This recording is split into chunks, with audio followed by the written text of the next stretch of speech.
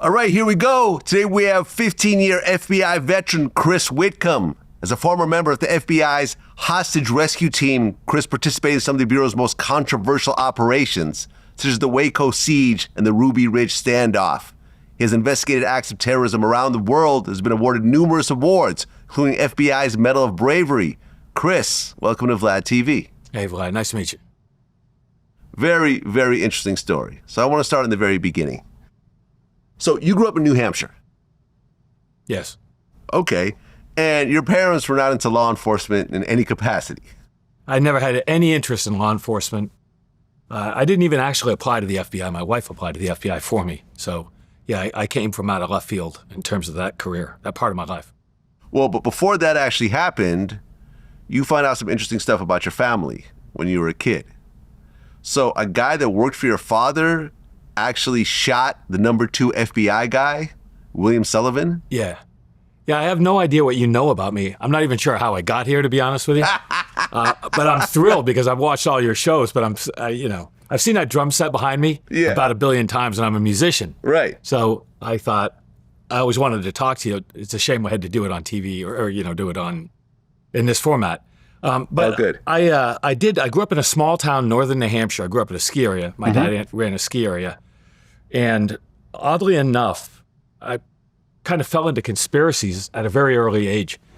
So a guy that worked for my dad was hunting, and William Sullivan, number 2 guy in the FBI, lived in a neighboring village, and he shot him in a hunting accident, shot and killed him in a hunting accident. Oh, he killed him? Killed him. Oh, okay. The oddest thing about it, in a tragedy was that William Sullivan was in charge of the JFK assassination for the FBI, and at the time they were starting Senate hearings, and Sullivan was going to go and say Lee Harvey Oswald did not act alone. So the idea that he would get shot in a small town in New Hampshire in a quote-unquote hunting accident just before going and testifying before the Senate was a big deal. So the FBI sent a bunch of agents to Franconia, New Hampshire to try to figure out what happened. So I'm a little kid riding a Schwinn bicycle in the field, and these FBI agents show up to interview my dad. So that part of it was an interesting element growing up, because most kids never see an FBI agent, have nothing to do with FBI agents. So, well, when you were 13, you found out that your uncle was actually working with the CIA. Yeah, I knew that for a lot longer than when I was 13.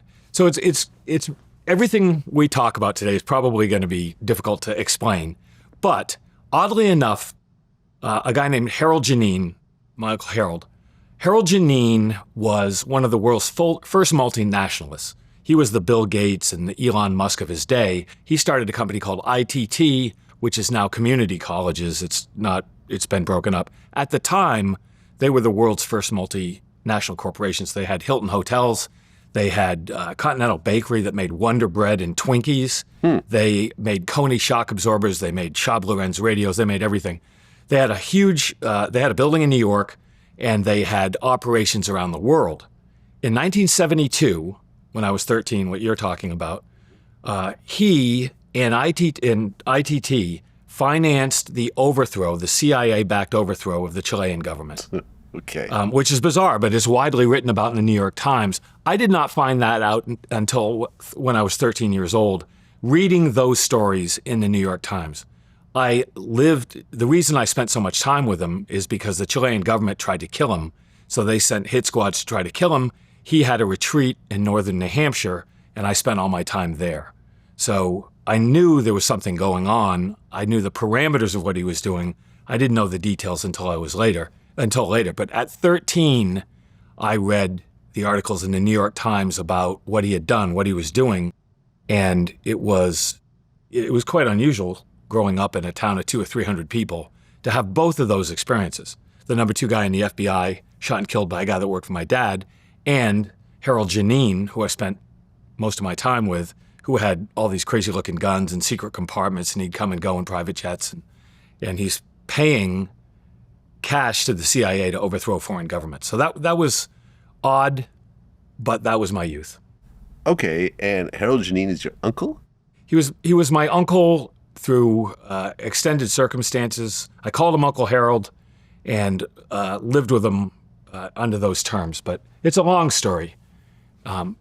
It's difficult to explain, like it is to explain how that became a big part of my life, because Harold Janine represented the interface between private industry and the intelligence community. And what I ended up being is a private interface between private money and the intelligence community. So I ended up, oddly enough, living into what I grew up with.